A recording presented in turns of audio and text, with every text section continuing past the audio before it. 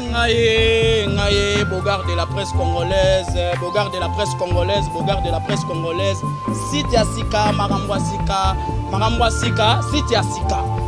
Siti Angokombo Nini, CRL TV, Chic et Rebelle Télévision. En tout cas, vraiment, monde entier, bana poto, bana monde entier, partout où vous êtes, vraiment, abonnez-vous massivement, à Chic et Rebelle Télévision. Chic et Rebelle Télévision. Toza a pour un débat politique, toza a pour un débat musical, toza a pour un musicien, artiste, peintre, osa la musala malum, osa couturier, osa maçon, biso yamaka. Ba débat ba sujet a wana Chic et Rebelle Télévision, Bokozwango et le mona Bogard de la presse congolaise. En tout cas vraiment plateau wa talana Zaïre, ndenge zali vraiment dans toza na Zaïre, toza na Chic et Rebelle Télévision. Si vous avez un Zaïre, vous avez Chic et Rebelle Télévision, vous avez Zaïrois, vous avez Congolais. Et ça, c'est Sika. Et si Mami na maboko a banani, 3 filles, batuba bundara poto du jour au jour, basa succès, basa makambu, bastar peli sousou, ba vrai chéri peli sousou, en commençant par Chantal Bola Maman Paradis, Chantal Bola Maman Paradis, Chantal Bola Maman Paradis, biso toza ba Angelou. Encore une fois de plus, Chimène qui a la Chimène qui a la 1000 fois star. Encore une fois de plus, Nanani. Esther Angelos, vrai chéri, Pembe na Pembe, Esther Angelos, Kokunesi Balala, Chic et Rebelle Télévision, vraiment, et Longo Ngape, Nazana Kati.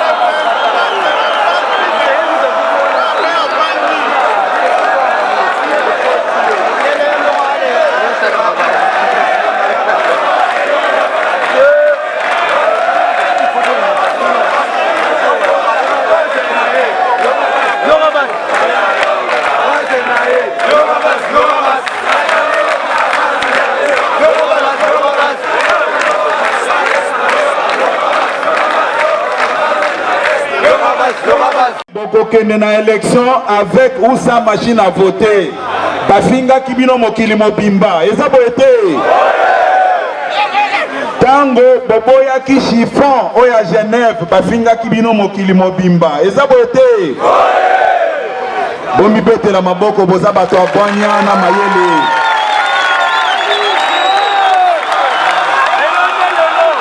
Bana Vital Kamere viva. Nazako Sabino Boye Bozana Mayele Bele Koleka Bao Bamibenga Kaba professeur Ezaboete Tango Bino Bo comprenaki que Bazo tendre Bino piège Bolobaki Toko Kende na élection avec ou sans machine à voter. Le loto komi Mukolongo. Est-ce que Basali élection? Basali élection? Nazoto Nabino Ezaboete les lots zome mabango malembe tina po ya suka do mir ezaboete tozana mokonza mayele bele mwana mboka Félix Tshisekedi bobetele maboko makasi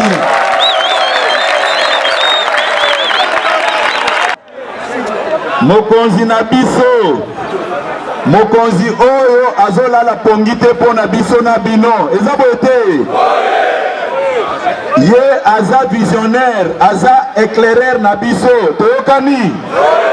Toyokani malam. Toyebi ke awa ba infiltré ba ye ebele awa pe ba beza makambo yo sala. Eza bote. Yango toza koloba boye. Makambo tobongisa ngo pona bino. Eza bote. Mokonzi akopesa mot d'ordre. Les gens qu'on présentait à la face du monde comme étant les leaders de l'opposition. Aujourd'hui, personne n'est allé vers eux. C'est la base qui s'est dirigée vers les vrais leaders. Là, j'interpelle aussi certains de nos amis qui veulent nous imposer un leader fabriqué de toutes pièces par les médias.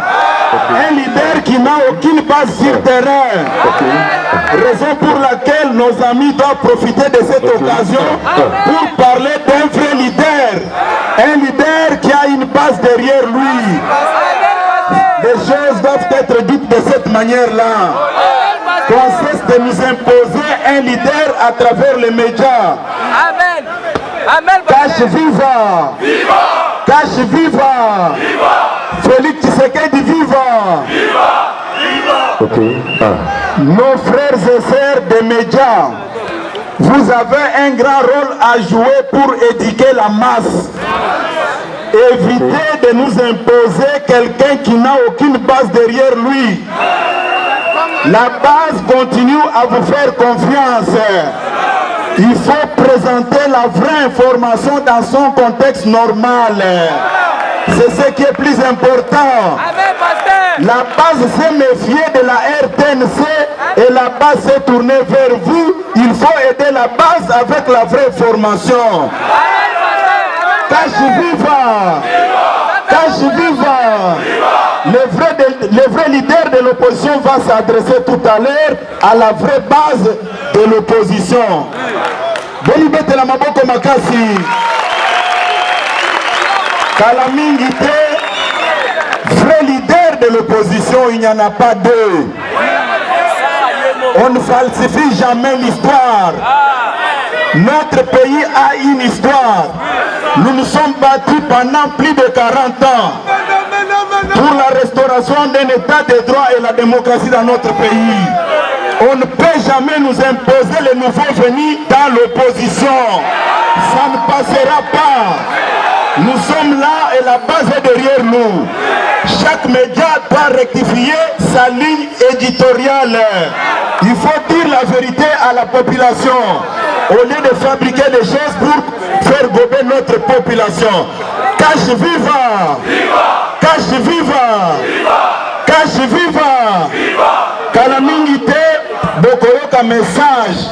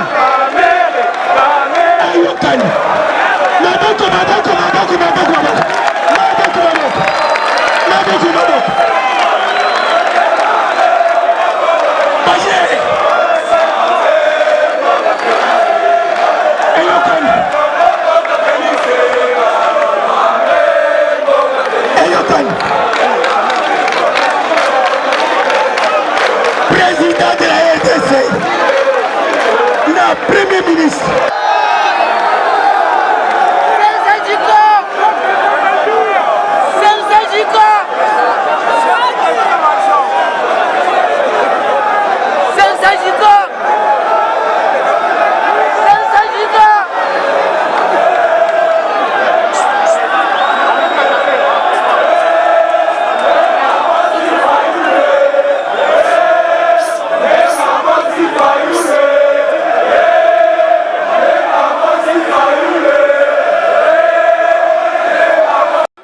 Yense viva!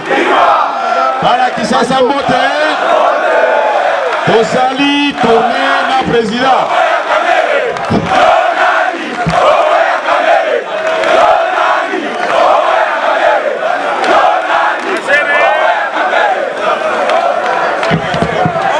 Bagene tosali tournée Congo Mobimba tobandai na Kisasa awa ya solo bolakisaki déjà que victoire ya Félix Tshisekedi et c'est monanaki na biso mapeno Metolobi il faut toyeba kokende komona ni dezo sama na terrain boete président Félix a décidé abito banda na Goma parce que bandeko na biso mingi na tinta motozo bakazo kufa boete tosali Kivu Mobimba tosali province orientale Mobimba tosali Katanga tosali Kasai Mibale tosali Bakongo baye kokata campagne mebiso la décision de la campagne peut continuer de le bakango yango wana lelo président ya Motema tanga communiquer si vous avez kamonyo ça base na base vous aider la base mais la koyo que la base peut voir que la leader vous aider puisque leader peut à cause de la calcul n'habiter la moni monguna alinga tianga na faute place pour il faut na esquiver vous aider toyebi que victoire ezali déjà ya Félix Tshisekedi biso tous de la kaka tous à la fête na biso boete mota ko sa biso te boete on va se faire beaucoup de content confiance et pas ya président na biso aya ko lobana bino mo lobamuke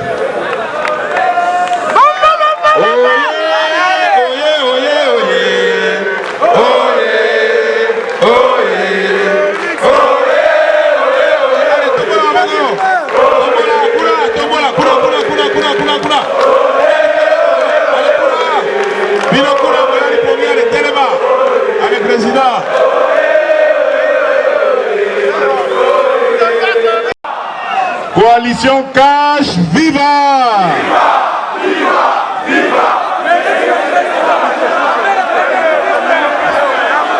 Voilà. Combattantes et combattants, Liboso Tena Banda, je vais m'adresser aux dames et messieurs de la presse pour vous présenter nos excuses d'avoir commencé cet événement avec un retard considérable. Vous comprenez, l'actualité est chaude et c'est bien normal que les débats aussi soient chauds et que les solutions pour les trouver soient difficiles et longues.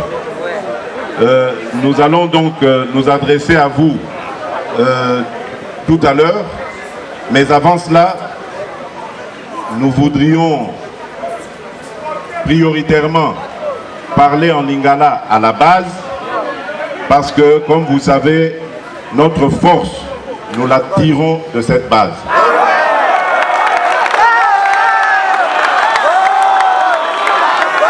Banamboka Naye Boye Bisabino Boye Bobo Sanate tant au président Nabiso Azarana nous vivants Tobandaka mouvement Oyo Tozo Bundana Yango Lelo mouvement Oyo et comme Mabiso na changement Oyo Tozali Koduka président Nabiso Akei Atiki Biso Nabitumba Oyo ya changement mais Tolemba Kite Boyebi Yango grâce à vous au Simba Kibiso to continuer Kotia Banguna contre mur et là, Liboso, to bandaki nango ezaki accord au ya Saint-Sylvestre. C'est vrai que Banguna va réussir à s'échapper pour tozaki na ba faible d'esprit na kati na biso ba débaucher bango. Mais biso pour na bokasio bozago pesa biso tobi to kolembate. Etienne atikeli biso accord to continuer nango. Totier n'accord wana condition où ils ont dit que attendez nini pas possible la constitution té. Attendez nini troisième mandat est cause à la té. Et kokisa makito et kokisa makité. Voilà. Kabila a sali ba manœuvre pour na bandego bazala qui faible à 8 mois paiement. mais biso beto bito kolo imbate église ekoti makambwango communauté internationale ekoti makambwango Kabila kimaka ti asuki calendrier bimi, n'est-ce pas? Calendrier on a toujours contre mur et Memi est dit le 23 décembre 2018. Biso lobi lokola calendrier zali, c'est que date il y a départ naie et c'est komami, n'est-ce pas? Yes, il toujours na koluka kokima a créer une machine. Abiso na tie machine oyo opposition ekobendana. Na tanga ba obendana na olakisa communauté internationale bomoni bazobanga omoni bakimi bazobanga élection. Biso lobi soto salere wana yoyo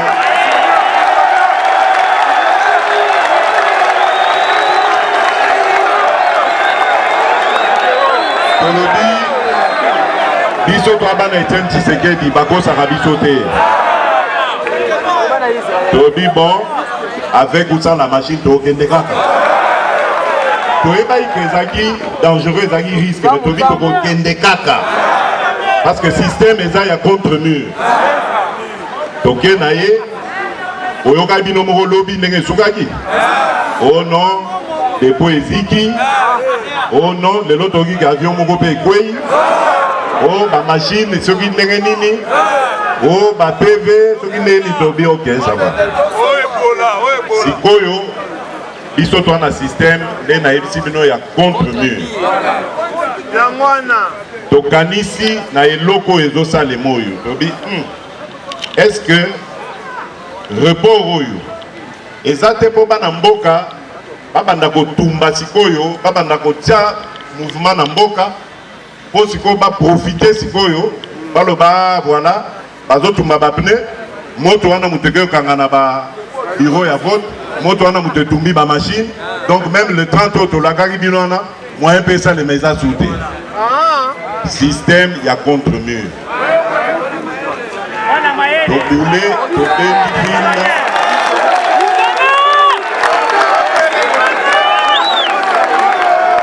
UDPS viva, UNC viva, Cash viva.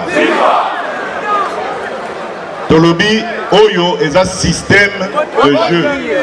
Il y a ba distraire biso, ba jeune na biso so ba bimi ba bando fâché, ba banda oko c'est la kabango makam. Omoni bana mai na biso ndenge ba koseli bango ba kambo akamwe na sabu ba kateli bango ba 20 ans. Et un système, il y a pouvoir aux alliés. Toujours mensonge, pour monter ma film, pour que c'est la batmakam. Yango, la conseille bino boza la calme. Oyo ka position, obiso to zui. Bobo sanate et l'oko na koye bisabino. De mon vivant. Na pouvoir oyo bino bo pesingai. Na kiti oyo nga na eko remplacer. Et si ka leader na biso charismatique à Fandaki, na zui devant vous, devant Kolo Azakoyo Kabiso, serment, il n'y a jamais na trahir Bino.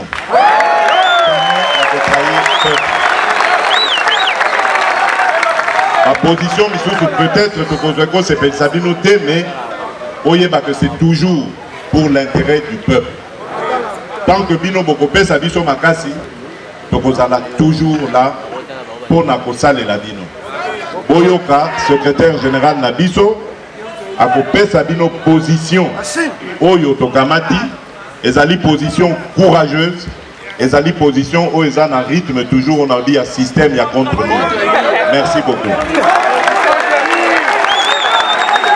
Énième report des élections en RDC. Le cap pour le changement cash a suivi avec consternation, mais sans surprise, l'annonce en séjour par M.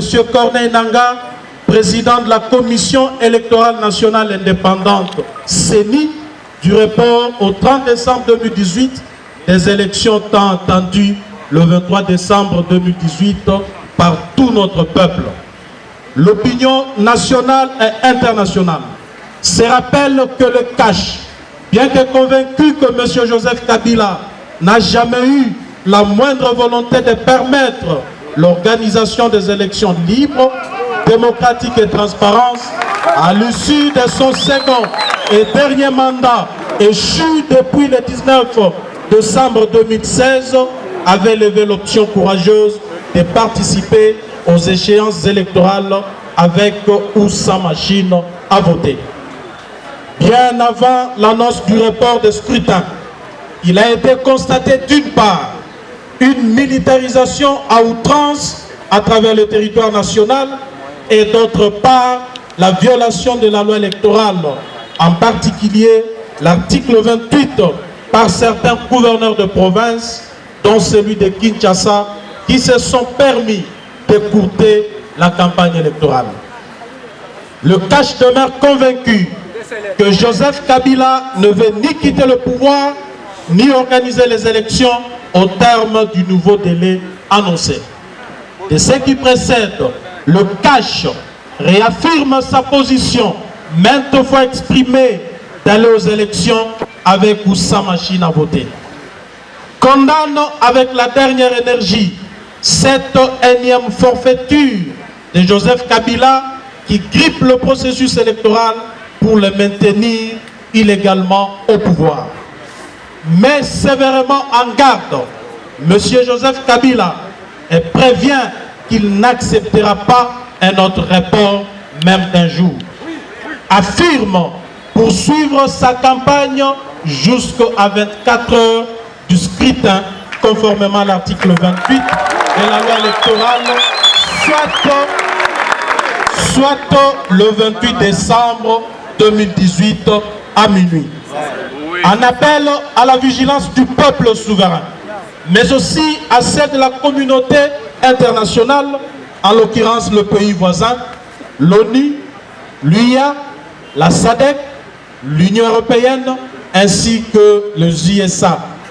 Appelle le peuple congolais à se mobiliser en vue d'obtenir les élections au 30 décembre 2018 par des actions pacifiques d'envergure et au cas contraire poursuivre ces actions et même les amplifier jusqu'au départ du régime de Joseph Kabila. Fait à Kinshasa le 21 décembre 2018 pour les caches Vital Kamerhe et Félix Tshisekedi. Merci.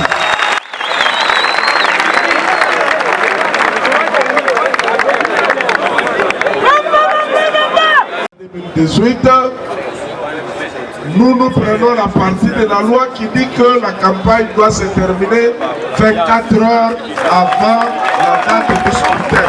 C'est la loi, ce n'est pas nous. Voilà donc pourquoi nous avons dit dans notre déclaration que nous allons continuer la campagne électorale. Nanga ne fait pas de loi dans ce pays. Merci. Si vous pensez que c'était crédible que la CENI puisse organiser les élections dans 7 jours, dans une semaine.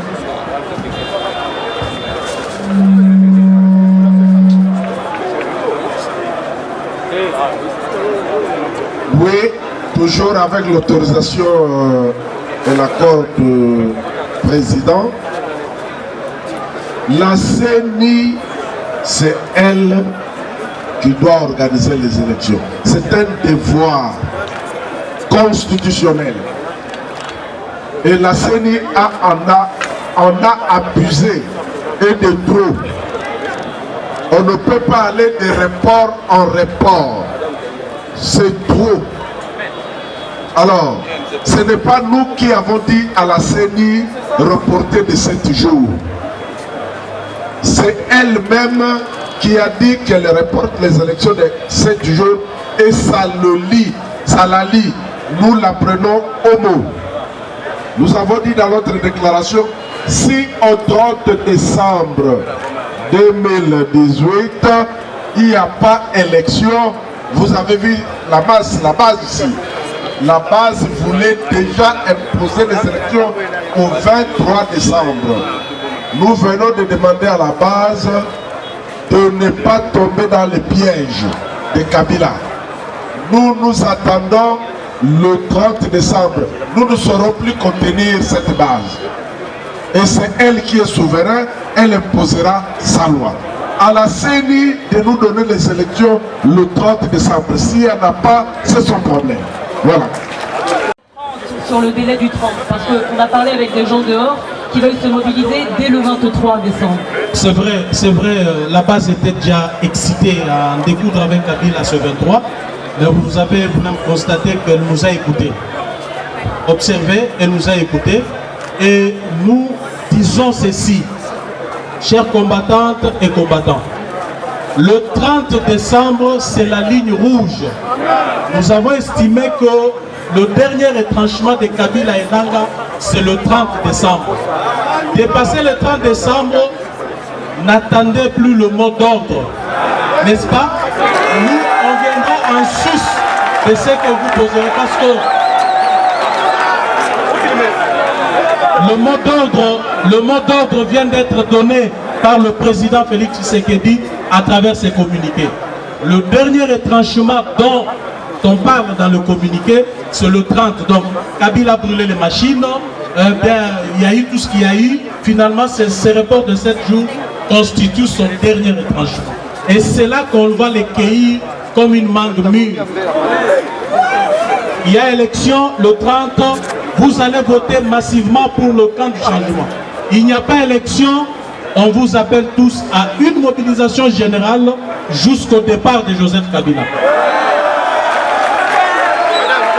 Pour faire plier Kabila et ses affidés, c'est qu'on ait réellement élection le 30. Parce que nous ne sommes pas naïfs.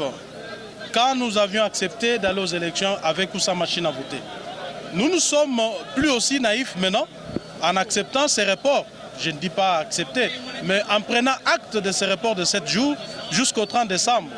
Tout cela fait la somme de notre patience qui, à un certain moment, arrivera au bout.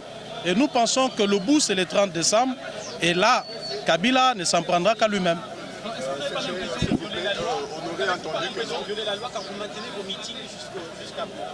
Mais de quelle loi nous aurons violé en ce moment-là?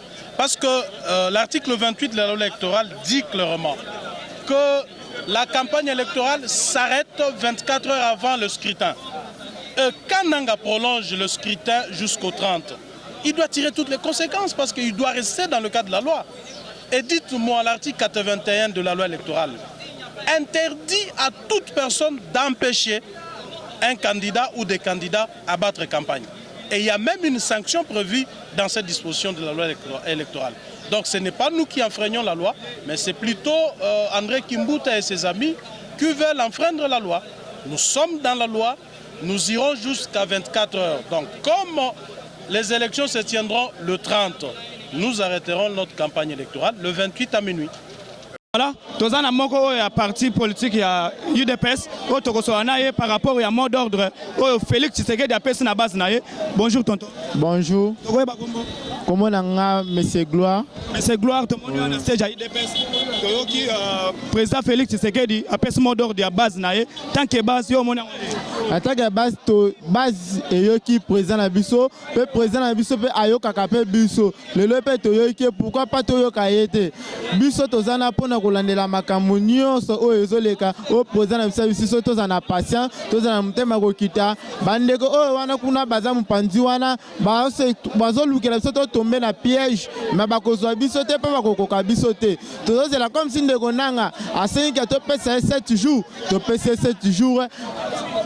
Organiser l'élection de la Bissonaye le 30. Ce qu'on a posé va piner tout maman le 30 décembre 2018.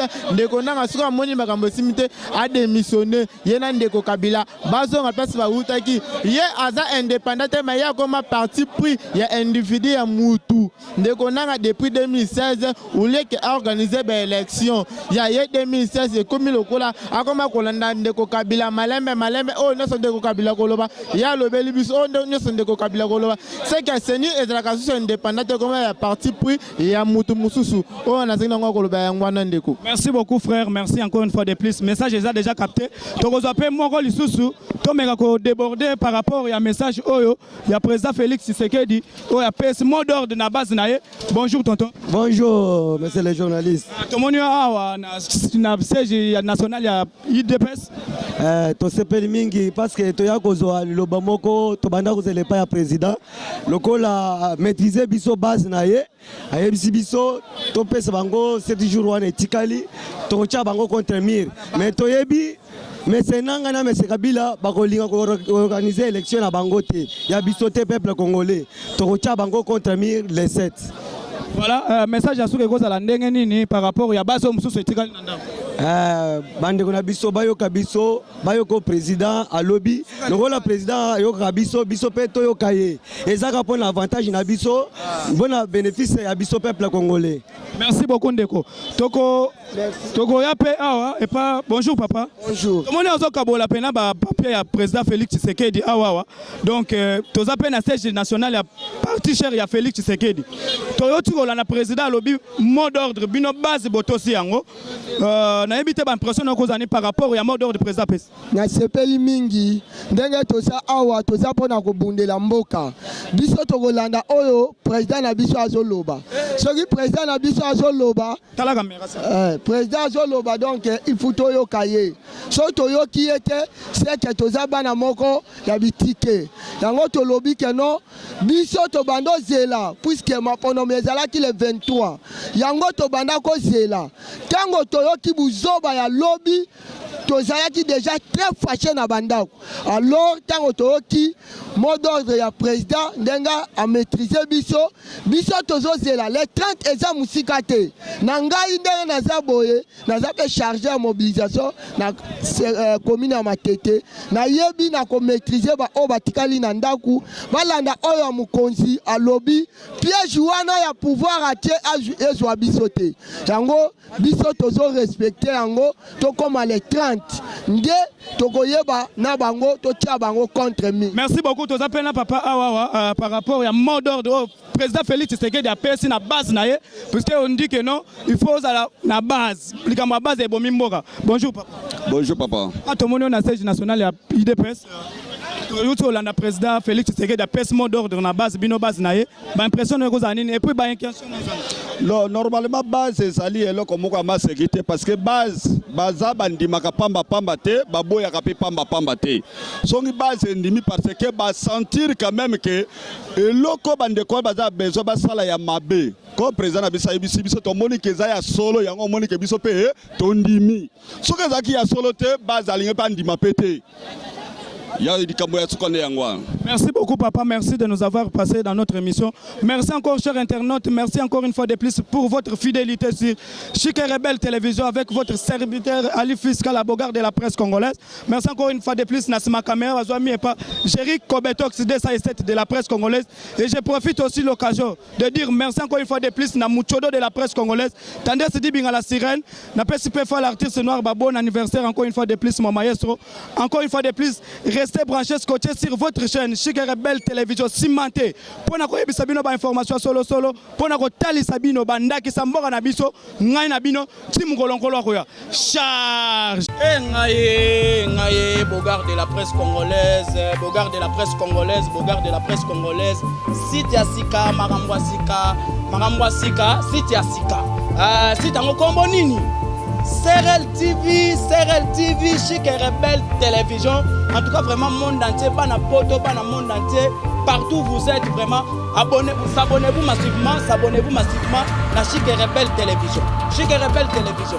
Toza a pour un débat politique, toza a pour un débat musical, toza a pour un musicien, artiste, peintre, toza la musala malouam, toza couturier, toza maçon, biso yambaka. Ba débat ba sujet awa na Chic et Rebelle Télévision bokozwango et le monde bogar de la presse congolaise. En tout cas vraiment plateau wa talana Zaïre ndenge zali vraiment tant toza na Zaïre toza na Chic et Rebelle Télévision. So koza na Zaïre olandi Chic et Rebelle Télévision te oza Zaïrois te oza pe congolais. Eza site ya sika. Et simami na maboko ya banani 3 filles bato babundaka na poto du jour au jour basa succès basa makambo bastar pe lisusu vrai chéri pe lisusu en commençant par Chantal Bola Maman Paradis, Chantal Bola Maman Paradis, Chantal Bola Maman Paradis, biso toza ba Angelou. Encore une fois de plus, Chimène qui a la Chimène qui a la 1000 fois star. Encore une fois de plus, Nanani. Esther Angelos, vrai chéri, Pembe na Pembe, Esther Angelos. Faut qu'on ait balala, chic et rebelle télévision, vraiment, et l'on a fait, dans la carte.